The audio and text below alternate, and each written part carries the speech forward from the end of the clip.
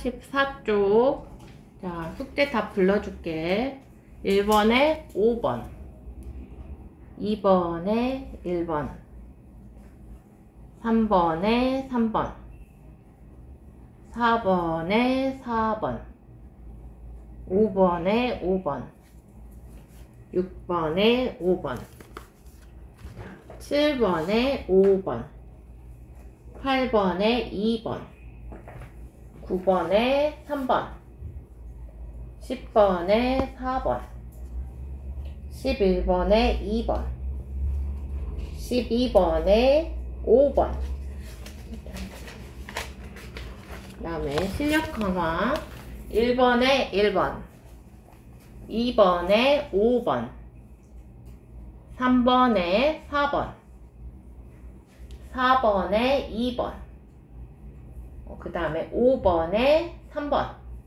여기 깐씩 여기까지 중에서 나는 이걸 틀렸고 또는 맞았어도 설명이 필요하다는 거 불러봐.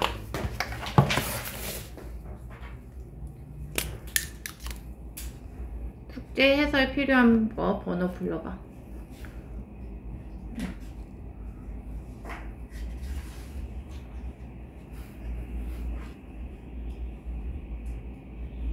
없어?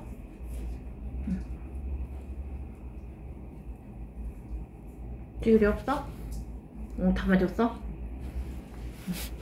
서희는? 풀 수 있어? 왜 틀렸는지 알겠어? 이제 서술형.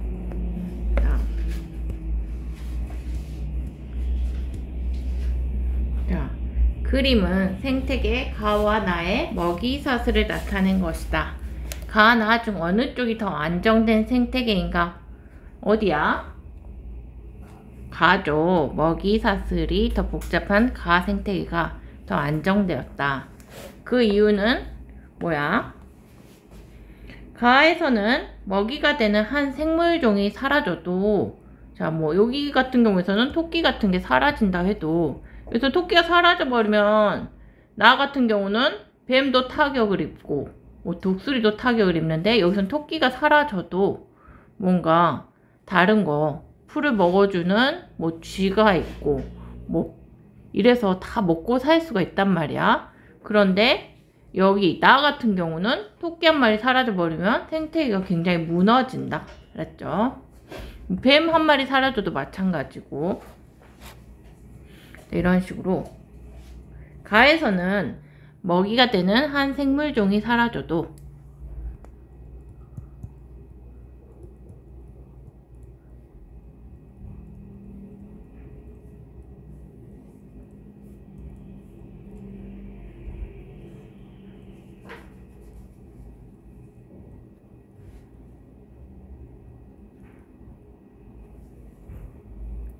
다른 생물을 먹이로 하여서 살아갈 수 있어서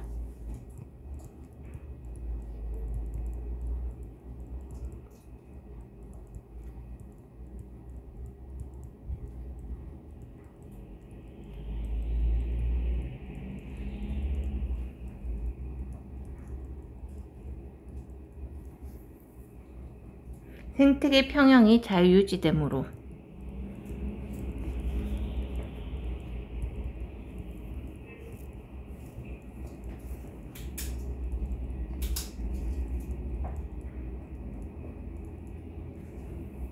생물 다양성이 높은 가가 생물 다양성이 낮은, 자,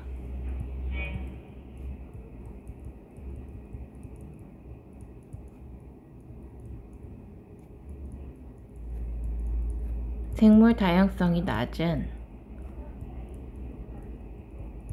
종의 종류가 다양한 가가, 종 다양성이 높은 가가 생물 다양성이 높죠. 낮은 나보다 안정되다.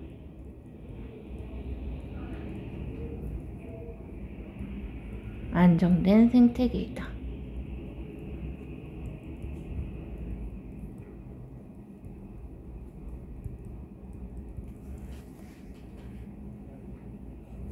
그 다음에 2번. 인간은 생태계의 한 구성원으로서 생물 다양성의 혜택을 받으면서 살아가고 있다. 그림은 우리가 받는 혜택 중에 일부를 나타낸 것이다. 자, 생물 다양성이 감소했을 때 인간에게 생길 수 있는 문제점 3가지. 오물에 첫 번째 키워드 보면 의식주. 의식주에 필요한 자원이 부족해진다. 우리 생활에 필요한 자원이 부족해진다.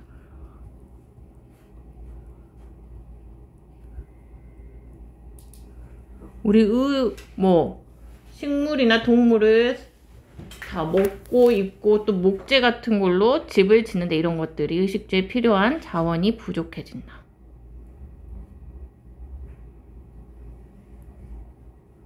두 번째, 의약품. 의약품의 원료가 감소한다.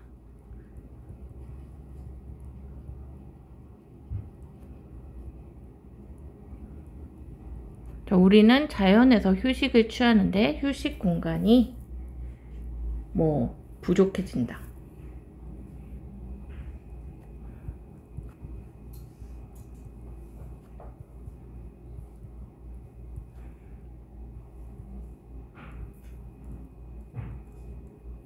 유전 자원이 줄어든다.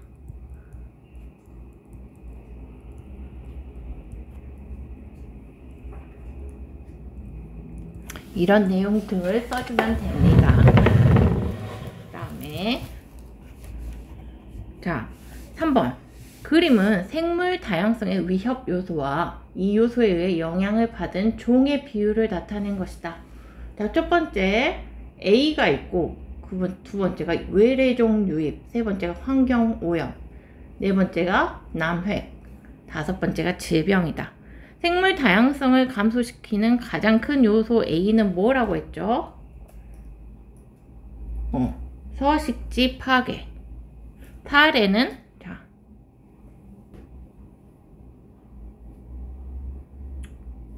사례는 뭐랬어? 선생님이 열대우림 파괴할 때 도시 건설이나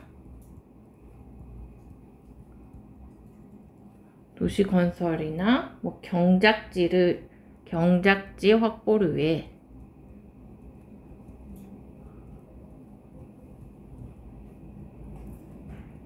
숲의 나무를 베어내는 것, 벌채하는 것. 또는 골프장을 지으려고 산을 깎아서 없애버리는 거, 등등. 또는 도로를 내기 위해서 서식지를 단편화시키는 거. 이런 것들이 다 안 된다 그랬죠. 자, 다음은 외래종 붉은 귀 거북이래. 귀가 붉은색인 거북이. 자, 미국종인데 얘는 우리나라에 들어온 외래종이에요. 자, 영희는 자기가 미국에서 수입해온 이 붉은 귀 거북이를 계속 기르지 못해서 자기 딴에는 좋은 일 한다고 강했다 풀어주려고 해. 이럴 경우 어떤 문제점이 생길 수 있는지 설명하시오. 자, 붉은 귀 거북이는 원래 미국에 사는 외래종이다. 자, 외래종 같은 경우는 천적이 없다 그랬지. 자, 우리 토종 생태계에서 천적이 없어가지고, 그러면 천적이 없으면 먹어줄 애들이 없으니까 과도하게 번식해서 원래부터 강에 살고 있던 우리 토종 생물들의 생존을 위협하고 먹이사슬에도 변화를 일으켜서 생태계 평형을 파괴할 수 있다. 자, 붉은 귀 거북과 같은 외래종은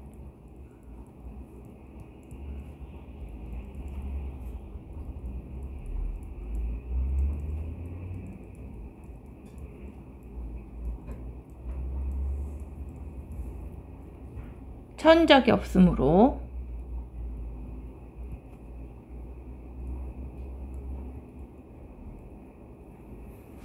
과도하게 번식하여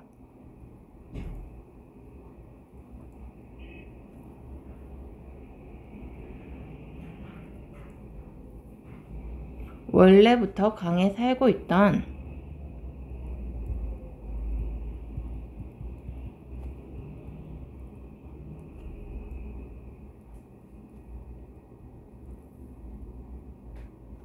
생물들의 생존을 위협하고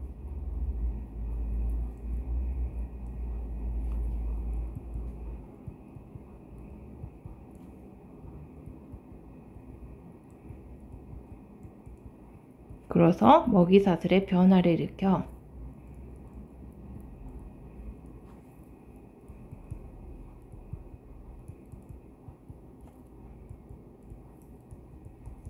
생태계 평형을 파괴할 수 있다.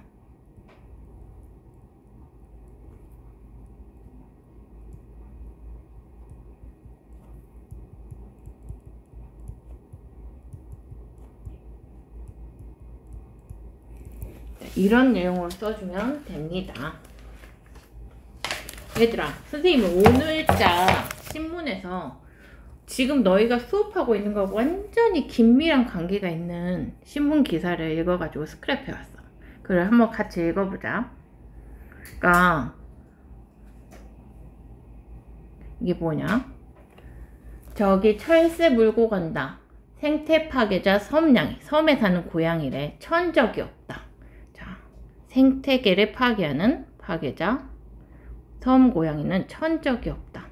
이게 문제래. 자, 원래 고양이는 이렇게 예쁨을 받지만 얘는 성격이 번식도 빠른데 새끼도 엄청나게 많이 나는데 배고프지 않아도 사냥하는 습성이 있어가지고 좀 이거 자연계에서 위협적인 존재로 본다. 자, 얘들은 이런 이제 우리 도시에 사는 것들은 그런 게 아닌데 좀 희귀한 섬에 사는 이런 섬냥이 같은 것들은 천연기념물이나 국가에서 이제 우리가 보호를 하기 위해서 만들어진 멸종위기종을 사냥을 해. 그래서 생태계 균형이 깨질 수 있다. 자, 홍도에 살고 있는, 자, 철새, 천연기념물인 철새들이 살고 있는, 홍도에 살고 있는 이 섬냥이가 이 새를 사냥하기 시작하는 거예요. 사실 배고파서가 아니라 그냥 사냥 본능 때문에. 그래가지고 이렇게 희귀한 새들을 막 잡아먹고 있어. 그래서 자, 이런 희귀한 천연기념물 새들을 잡아먹고 있다. 이래서 계속 이렇게 그냥 가지고 놀려고 사냥 본능 때문에 이런 행동을 하는 거야. 자, 애완견으로서는 참 반려묘로서는 정말 사랑스럽지만 이렇게 야생 생태계에 풀어졌을 때는 위협적인 존재가 될 수 있다는 거야. 도시 말고 이렇게 희귀한 동물들이 살고 있을 때 얘가 가지고 있는 사냥 본능 때문에. 자, 보자. 이런 홍도라는 섬에는 자, 희귀한 철새들이 살고 있어. 천연기념물 철새들. 귀중한 안식처였어. 근데 이렇게 철새들은 철 따라서 이동을 하면서 여기 중간에서 홍도에서 쉬면서 영양분을 섭취하고 체력도 기르고 가는 곳이야. 자, 그런데 이렇게 기자가 가서 보니까 고양이들이 사방군데 있는데 이런 삼색 고양이는 시골에 되게 흔해. 근데 대부분 암컷이지. 이건 나중에 이제 3학년 때 유전단원 배우면 아는데 삼색털 고양이는 되게 흔해. 시골에서 볼 수 있는 길냥이들인데 이제 암컷은 엄청나게 흔한데 수컷은 정말 희귀해서 이거는 행운의 상징이 수컷 삼색털 고양이는. 자, 그래서 그건 나중에 유전단원 가면 배울 거야. 자, 이렇게 대부분의 암컷인 이런 삼색털 고양이들이 이렇게 다니고 있는데 이런 식으로 해서 계속 길거리에 보면은 막 철새들의 사체가 발견돼 있어. 철새들의 사체가. 자, 범인은 누구인가? 자, 그냥 먹지도 않고 이렇게 놔둔 걸 보니까 이건 그냥 살생 본능 때문에 죽였다. 그렇다면 그냥 뭐 배고프지도 않고 그냥 사냥하는 본능 때문에 죽인 거는 고양이밖에 없다. 자, 이렇게 땅에서 주로 먹이를 구하는 철새들인 이런 애들은 고양이, 즉 섬에 사는 고양이의 주요 타겟이다. 놀잇감이라지. 자, 이렇게 땅에서 먹이를 구하는 철새들을 잡아 먹어버린다는 거야.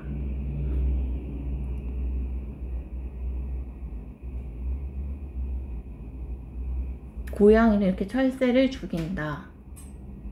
대부분이 고양이에 의해서 죽었다. 이런 희귀한 철새들이.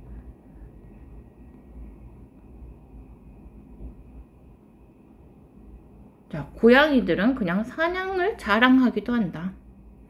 자, 이런 생태계 파괴가 우려된다. 이렇게.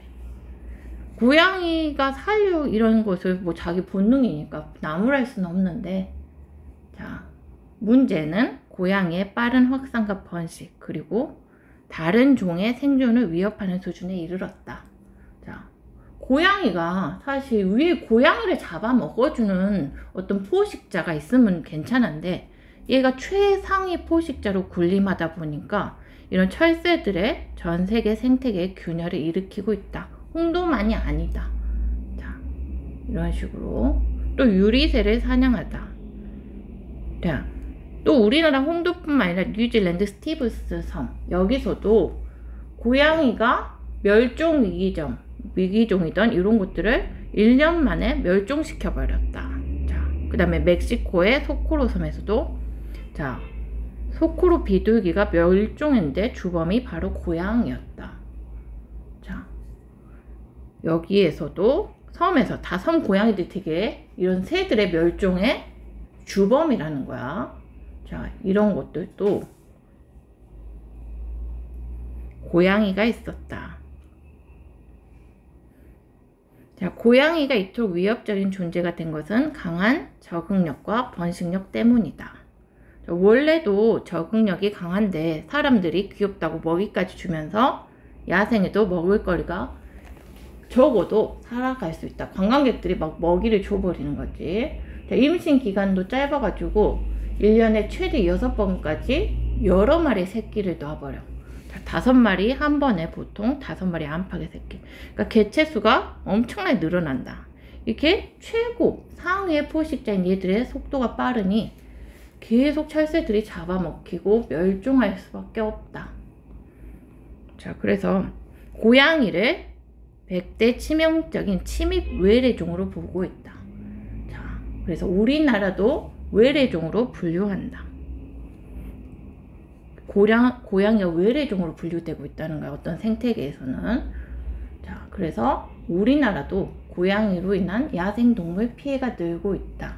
고양이들은 배가 고프지 않아도 재미나 놀이를 위해서 사냥을 한다.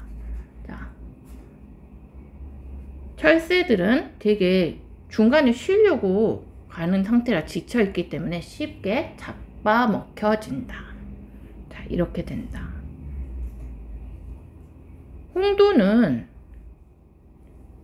가까운 육지에서 120km나 떨어져 있기 때문에 종 다양성이 굉장히 낮은 곳이야. 자, 그렇기 때문에 이런 거밖에 없는데, 자, 그런 곳에서 최상위 포식자로서 이런 길고양이들이 서식을 하면서 이걸 다 잡아먹어 버리니까, 자, 고양이의 위협이 전 섬 전체의 생태계에 큰 영향을 줬어. 자, 종 다양성이 낮기 때문에 여러 개의 먹이 그물이 있다면, 고양이를 좀 잡아먹어 줄 수 있는 애가 있다면 괜찮을 텐데 별로 없어. 여기 살고 있는 애들이 멀리 육지에서 멀리 떨어져 있기 때문에 뭐 이런 포유류들이 이동해 갈 수 있는 게 별로 없어. 양서류도 별로 없고. 그래서 먹이 그물이 굉장히 단순한 환경이야. 그러다 보니까 이런 한 마리가 굉장히 증식을 하게 되면 전체의 생태계가 위협적이고, 이게 우리나라의 홍도뿐만 아니라 많은 섬에서 멸종이 일어났다. 고양이가 최상위 포식자가 됨으로써. 알았지? 우리 이렇게 재밌는 기사가 떴더라고. 자, 그러면 오늘 시험을 이제 한번 봐볼까?